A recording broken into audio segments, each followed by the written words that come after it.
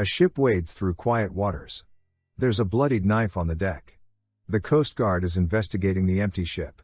The 6 original crew members have abandoned ship. And only 2 of them have escaped on a raft. The boat seems completely quiet, but suddenly we see a silhouette of a man. He disappears immediately. A meteorologist is staring at the early morning sky. Her equipment suddenly goes haywire when a huge comet flies across the sky. Other top scientists across the world are also made aware of the strange anomaly hitting the atmosphere. Jonah is a religious scientist. He is looking for proof of the devil on earth. He follows exorcists to observe their exorcisms. He is at one such event now. Jonah is unconvinced by the victim and he points his gun at the charlatan. The man is immediately revealed as a poser and Jonah leaves, disappointed. Roman, the university researcher, tracks down one of his former star students, Naomi. He stops her car and urges her to come along with him to study the meteor. He promises to provide her with her own team advanced equipment aboard a research boat. Roman needs a big break in his research so that he can receive more funding. She agrees to go along, and is even a little excited. Naomi arrives at the harbor and climbs aboard the Odyssey. People have already set up their equipment on the boat.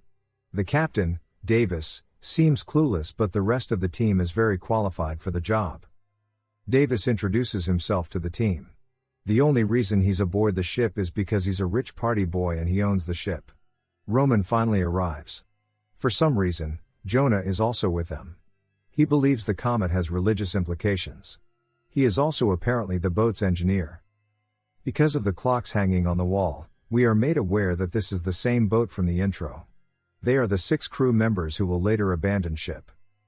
But for now, it's all smooth sailing. They head out to open waters in pursuit of the comet. Davis shows Naomi around the boat. He is very childish and ignorant. The crew is all forced to sign confidentiality agreements in case they find extraterrestrial beings. Roman goes over the anomaly event. He explains that as the meteor fell down to Earth, it emitted radio waves that were picked up by NASA satellites. The crew's secret mission is to investigate alien life.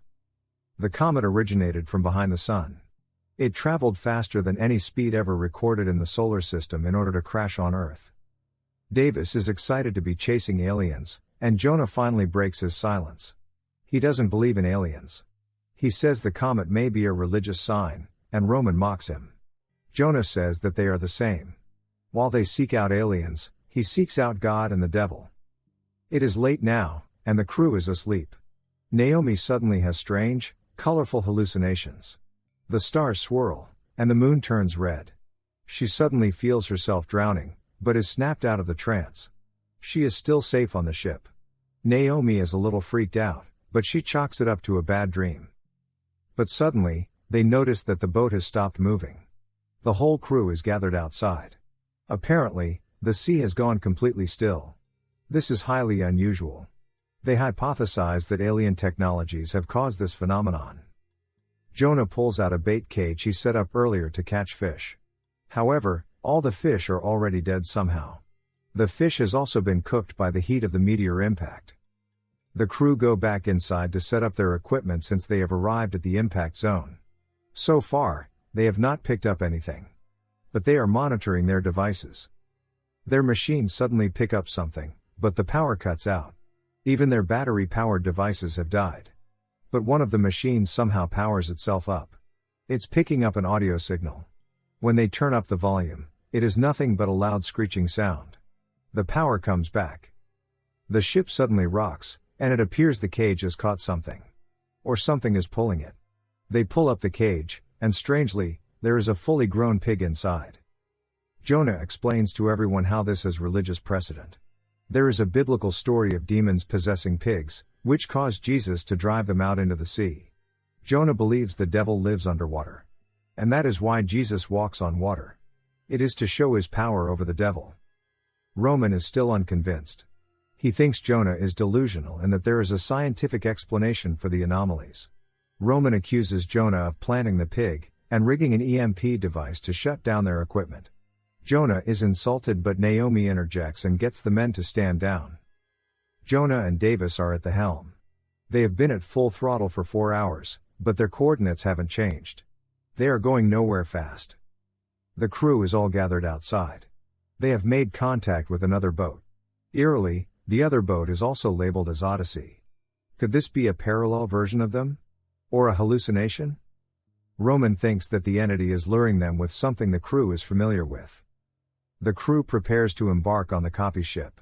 They search through with their red flashlights. The ship is completely derelict. There isn't even any power. But it's an exact copy of their ship. It even has the same measuring equipment. A radio suddenly comes to life. They hear unfamiliar voices, but we know it is the Coast Guard from the beginning of the movie. The radio chatter is from the future. They are talking about the crew's rescue, which hasn't happened yet. The voice on the radio says that only 2 crew members out of the 6 have survived. Back inside the copy ship, one of the scientists gets violently dragged by her hair. They try to free her. She suddenly looks up, and repeats the phrase "it's an open door for the devil" over and over again. Roman stupidly thinks that Jonah is behind all of this. Naomi continues to explore the copy ship when she suddenly falls through the floor and into the water. Just like her hallucination.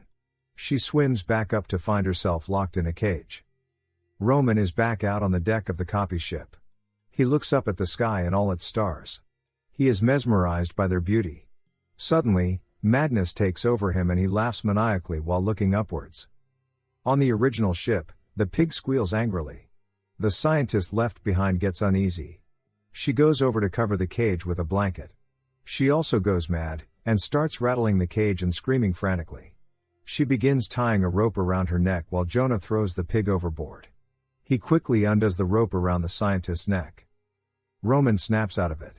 The madness has subsided in him, and the other scientists. Naomi is still trapped in a cage. Jonah finds her and frees her. He is the real hero. Everyone gets off the copy ship and boards the original ship. The crew is horrified and confused. They try to make sense of everything. Roman believes that they are undergoing mass hallucinations. Jonah steps in. He says that everything that happened to the copy ship will happen to them. He believes it's a premonition. A strange man approaches one of the scientists. He ties a rope around her neck. He drags the other by the hair and throws her to the ground. The premonition is coming true. He kills them both. The man sits across from the rest of the crew. He talks directly to Jonah. It is actually the devil. Jonah was right all along. The devil insults Roman for mocking and disregarding religion. They all listen to the devil. He is truly evil and relishes in their fear. He reveals that the crew's efforts will come to light in 2 years. He tells them that this expedition will prove the existence of dark matter to the world. But he makes it sound like they won't be the ones showing off these discoveries. The devil even gives Davis business advice. He knows everything about their lives and is provoking them with personal details. He reveals to Naomi that her mother has terminal cancer. Her mother hasn't revealed this information to Naomi, but the devil knows everything. He offers to help them achieve their life goals, but for a price. He says that only 2 of the remaining survivors will live to see their futures fulfilled. The devil wants 2 of the survivors to be his servants in death while the final 2 escape on the lifeboats. He leaves the choice up to the crew. The devil also offers different terms. He hates Jonah. So the crew will either give up 2 members, or just Jonah. He gives them until midnight to decide. It is clear that the devil wants the crew to turn on each other. But why? Roman and Jonah lock eyes. The devil disappears and the crew argue amongst themselves. The scientists want to wait it out and do nothing to see what happens. But Jonah believes the only way out for any of them is to play the devil's game and to try to outsmart him. Jonah devises an ingenious plan.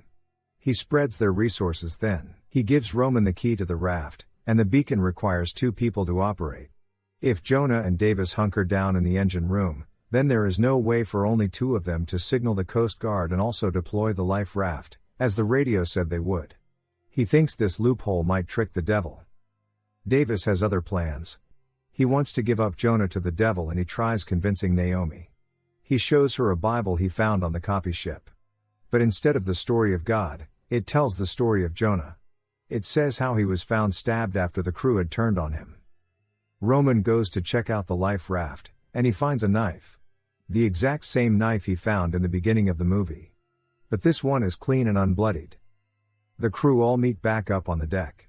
Roman reveals that he didn't unlock the raft, but instead he hid the key from Jonah. He says that the three of them will escape without Jonah. Davis agrees, and the mutiny has begun.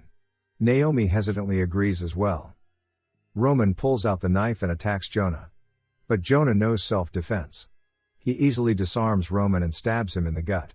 Davis comes up from behind him and hits Jonah over the head.